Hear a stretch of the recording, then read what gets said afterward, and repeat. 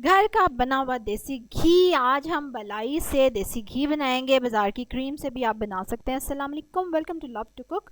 और आज हम बना रहे हैं ज़बरदस्त देसी घी। ये है 1 किलो क्रीम, ठीक है, और फ्रेश क्रीम है। क्रीम से बना रही हूँ मैं, वरना घर की बलाई से भी बन सकता है। इसमें मैंने थोड़ी सी लस्सी डाली है, या आप दही भी डाल सकते हैं।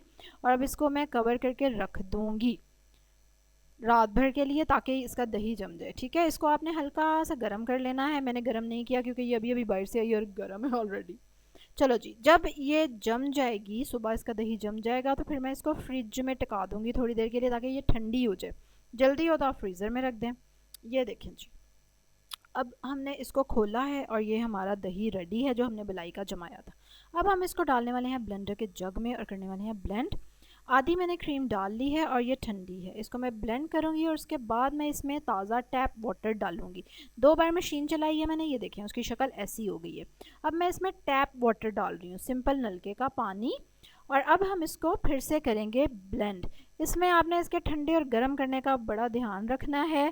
ठंडा और गर्म जब इनकी सही रेशो मिक्स होती है तब मक्खन ऊपर आता है। तो क्रीम ठंडी है और उसमें मैंने टैप वाटर नॉर्मल डाला है 2 बार मशीन चलाने के बाद। अच्छा, ये देखें, देख रहे हैं शक्ल? जब आप 3-4 बार ग्राइंड करेंगे तो ऐसी हो जाएगी। आय हाय हाय, क्या बात है! आई लव दिस लुक, कितना ज़बरदस्त मक्खन लगता है ना। और वो लुक के बाद मैंने 2 बार और मशीन को चलाया, तो उसके बाद ये देखें मक्खन तैयार है। ये मक्खन निकाल लूँगी मैं, लस्सी अलग कर दूँगी, और बाकी की आधी क्रीम भी डाल के मैंने ऐसे ही मक्खन निकाल लिया। उस मक्खन को चूल्हे पे चढ़ा दिया, मीडियम हाई फ्लेम पे उसको बर्न होने दिया जब तक कि उसके अंदर सारा पानी, वाटर कंटेंट डिज़ोल्व हो जाए। और उसके बाद हमारे पास ज़बरदस्त सा देसी घी रेडी हो गया।